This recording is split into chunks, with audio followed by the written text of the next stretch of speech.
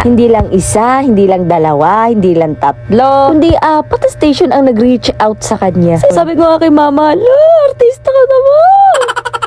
Napakagaling naman talaga ni Lord. Yung imposible sa amin, pero naging posible. Ang galing! Kaya yung mga ganitong opportunity, abay ginrab na namin. Dahil hindi naman lahat nagaganito, diba? Yan, ang mindset ko kasi hindi pwedeng ganito lang tayo habang buhay. Dahil ganyan din yung tinuro sa akin ni mama. Mangarap ka na ng mataas, mangangarap ka na lang din. At hindi ka mag-i-stuck doon. Kikilos ka para matupad lahat yun. Sana, syempre naganda si mama ng merienda. Ano pa ba? Di kulay violet din.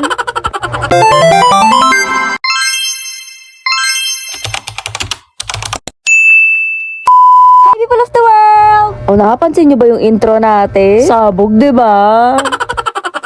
Level up, may pa-intro na. Gawa yan ng isa sa mga fans natin. Alam, artista, may fans. Anyway, isa sa pinakamagandang araw ngayong araw. Nung nakaraan nga ay may nagme-message kay mama. Isa nga itong si madam. Buti, nagkakalkal ako ng FB ni mama. Kasi syempre baka may mga collabs. Nakalagay sa request message. Hindi naman niya kasi alam yung mga ganon. Bilang anak at nag-handle ng account niya. Magandang balita talaga to. Nag-message nga kasi si madam na kung pwedeng ma-interview si mama face to face. Kung ordinaryong tao katulad namin. Nakakagala kapag may mga ganitong balita, diba? Nung nabasa ko ngayon, sinabi ko agad kay mama. Eto namang isa, nakukulang na lang magtatatalon sa saya. Napanood nga daw kasi nila yung upload niya. Birthday niya, yung may pansit na violet. Nagkaroon yun ng 2 million. Diba? Tsaka unique nga naman kasi. Bibihira lang makatagpo ng ganitong tao. Yung OA sa pagiging loyal sa violet. Bago nga ngayong araw, si mama. At the same time kasi nga ma-feature siya sa isang balita. Nagpa-practice pa yan kung ano mga isasagot niya. Kasi daw ba nakakahiya. Uy, pinagandaan to ni mama at excited na excited siya. Ayun nga, hindi lang isa, hindi lang dalawa, hindi lang tatlo, kundi apat na station ang nag-reach out sa kanya. Sinong hindi matutuwa, no?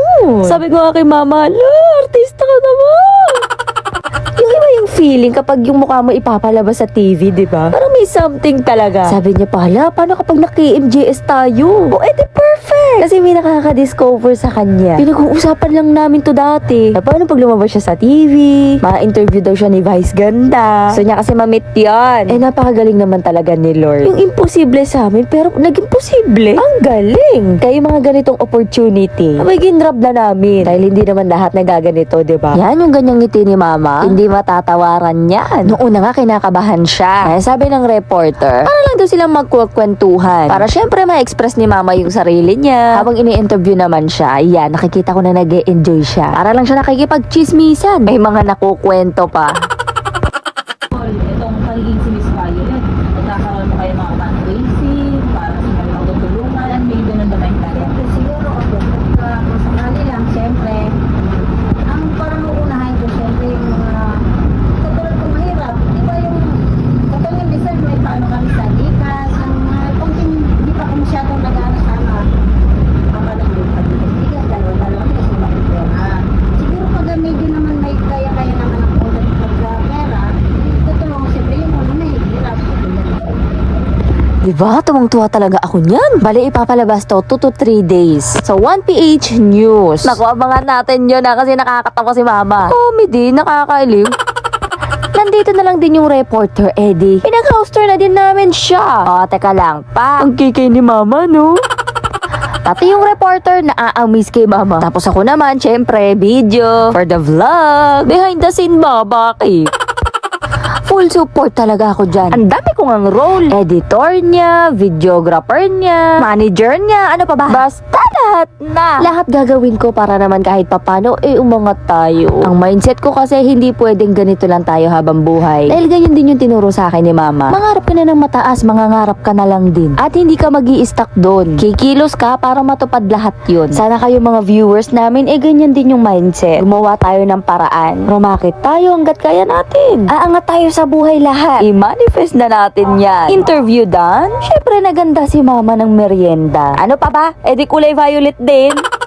puto at kakanin. Gusto pa nga sana ni mamang gumawa ng violet na pansit. Eh kaso busy siya kahapon. Kaya next time na lang daw. Eh hindi naman din matahimik yung bunganga ko. Siya yung nag-interview sa amin.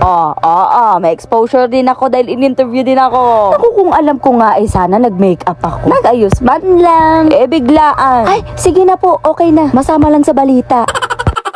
Eh, di nagtsikahan din kami. Oh, tignan niyo man yung itsura ko dyan. Chismosa. Diyos ko po.